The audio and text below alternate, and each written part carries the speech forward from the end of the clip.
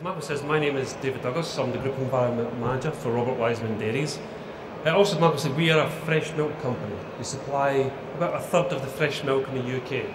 That works out about 1.9 billion litres a year from our processing dairies. We also have distribution depots as well, so in total we have about 19 sites throughout the UK.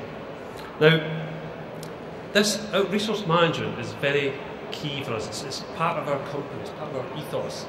Way back in 1995, our supply chain director, one of the operations managers, started a waste minimisation programme. Now at the time, the environment wasn't very high up on everyone's agenda. They started this waste minimisation programme, quite frankly, because we're a Scottish company and we don't like spending money where we don't have to. But gradually, as the years went on, the environment started creeping up the agenda. And we realised that when we are more efficient at resource management, we actually reduce our environmental impact. During this programme, we set environmental teams up in each of our sites. So we have an environmental team at each site, and that team is headed by an environmental champion. And they're responsible for managing the opportunities on their site.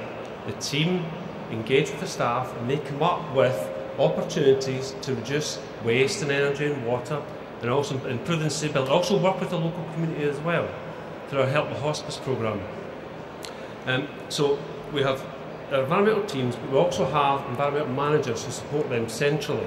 Emily, who's here with me today, is one of our environmental managers, and she helps the teams manage not only their environmental management system, but also their opportunities as well, provide support to them. And through that, through those action logs and those opportunities, we have two main themes that we work with the sites.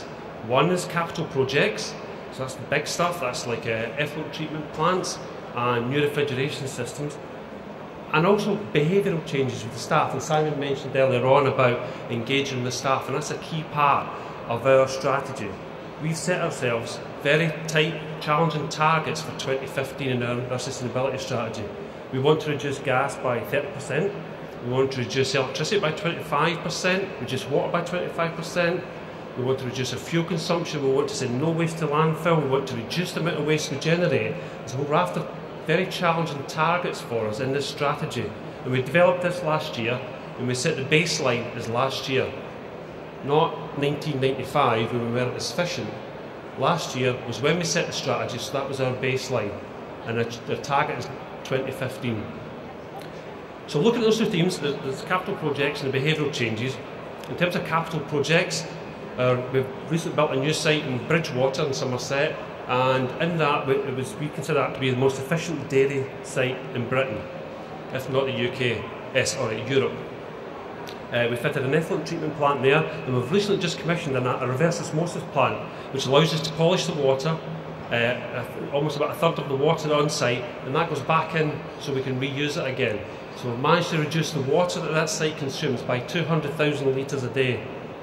Now we're using the same model for our Droitwich site, which is even bigger, which is not far away from here. So that's what we're going through the process just now of putting that model into Droitwich so we can reuse that water as well. At our Manchester site, we've just commissioned a heat pump. Now heat pumps are relatively commonplace technology, but this is a new application for this heat pump. What we're using is the waste heat from our refrigeration system, and we're using it to pasteurise our milk. The heat pump is just in the middle of being commissioned just now, and it's saving about 33% in gas at the moment, but we know we can get that a lot higher. The heat pump also allows us to save water, about 120,000 litres a week of water there as well. So there's some of our big capital projects that we're looking at, as well as vehicle wash systems for recovering and recycling water, which will save about 100,000 litres a week as well. So they're big capital projects. On the other side of that is our staff, but how we change their behaviours. How do we get staff to take responsibility for the impact of their site? And what we've done is we've developed a roadmap. We call it our environmental roadmap. And in there we've identified what are the characteristics we want our sites, our staff to exhibit. We want them to recycle properly. We want them to switch lights off. We want them to come up with ideas. So in that roadmap, there is little step-by-step opportunities for the sites to start engaging the staff and allow them to start taking responsibility. Instead of having one environmental champion on each site, we want everyone on that site to be an environmental champion. We want them to understand and recognise that they have a responsibility for reducing that site's environmental impact, and then they come up with opportunities, they deliver them. And that's just starting to creep in. We've got a dairy in East Kilbride up in Scotland. One of the members of staff come up with an idea of stopping waste milk go down the drain. Now, we have waste milk bottles from our process in which we recycle the milk, that gets reclaimed, but the bottles are compacted, they're baled, and then they go off for recycling. But there's residue milk in that, and when we compact those bales, some of that milk comes out and it goes down the effluent drain. This member of staff came up with the idea, Jim his name was, of putting a tray around the bottom of the baler and capturing that milk.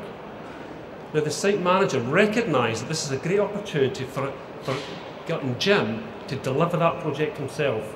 He was just a baler operator, he didn't know how to specify drawings, he didn't know how to work with contractors. So the site manager coached him in doing that.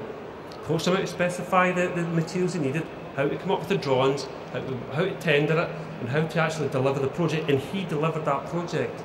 And that's the stuff that we want our staff to do. We want them to come forward with ideas, and then we want them to deliver them. We want them to take responsibility for the environmental impact at site. And as I said, we do this through this roadmap, and our sites are gradually working their way through it with support from Emily and our environmental manager Debbie. So that's our sites, and that's how we look at our sites. Now, going back along our supply chain, we have the farmers who supply us. We don't own farms, we have contract farms. Now, a lot of them are contracted in with our retail customers into dairy supply groups with them, and we work with them. But there's a large number who are actually our core farmers who deliver our black and white branded milk. And at the moment, we've just finished a programme of delivering an Eco2 carbon footprint software with them. They're also trying to identify best practices within those farms and facilitate meetings whereby they can share these best practices as well. And looking up for the other way up the supply chain, we work with our customers as well, and about how we can reduce the impact of the supply chain. And for us, that's probably one of the most important things, is looking at our supply chain. We are actually a small part of the supply chain, and it's a relatively simple supply chain. But through engaging with our suppliers, engaging with our customers, we can work with the dairy industry and the greater food and drinks industry as well on looking at a more sustainable supply chain. And that's one of our key things, is we want to look at the whole, so it's not just us as a company. This is about us within the supply chain, both within the dairy supply chain, but also as well the larger food and drinks supply chain as well.